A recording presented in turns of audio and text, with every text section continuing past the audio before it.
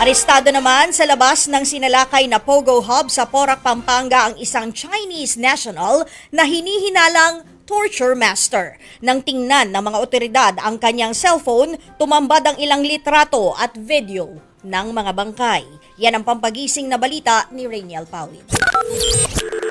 Pasado alas 4 ng hapon, napansin ng mga otoridad ang Chinese na ito sa labas ng na-raid na Pogo sa Porac, Pampanga. Nangunguha siya ng mangga at tila namumutla sa gutom. Pero nang tanungin kung saan siya nakatira at nagtatrabaho, walang maisagot ang Chinese.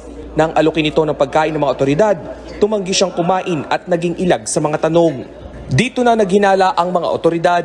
Nakita ang malatatu na marka sa kamay ng Chinese na madalas nakikita sa mga nagpapatakbo ng Pogo. Sa investigasyon ng Presidential Anti-Organized Crime Commission o PAOK, napag-alamang Wu Lifeng ang pangalan ng nahuling Chinese. Kumpirmadong wanted fugitive rin siya sa China dahil sa iba't ibang kinasangkutang krimen doon. Tingin ko dyan nag-observe dun sa mga nangyayari. Pero hindi siya Pogo worker? Pogo, enforcer.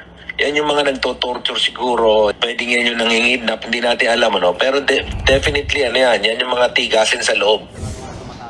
Eksklusibo namang ipinakita ng PAOK sa News 5 ang ilan sa mga litratong nasa cellphone ni Wu Lifeng. Laman nito ang video ng dalawang patay na Chinese at duguan ng mga ulo. Kinukumpirma pa ng mga otoridad kung mga Pogo worker ang mga ito.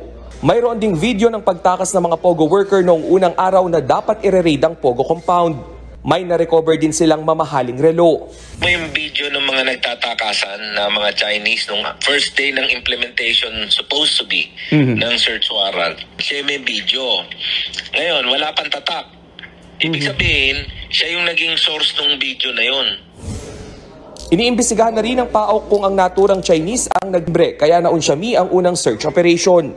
Sa ngayon, hawak na ng PAOK si Wu Lifeng para sa investigasyon. Kahapon lang na madiskubre sa ikalawang palapag ang computer area na ito kung saan pinaniniwalaang may mga nangyayari rin umanong love scam.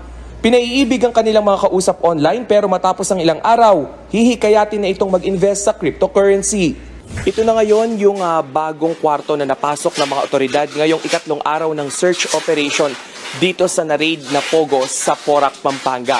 Sabi ng CIDG at ng PAOK, malamang sa malamang ay love scam ang ginagawa rito. At ngayong araw nga ay nasa 200 computer set at mga cellphone ang natagpuan.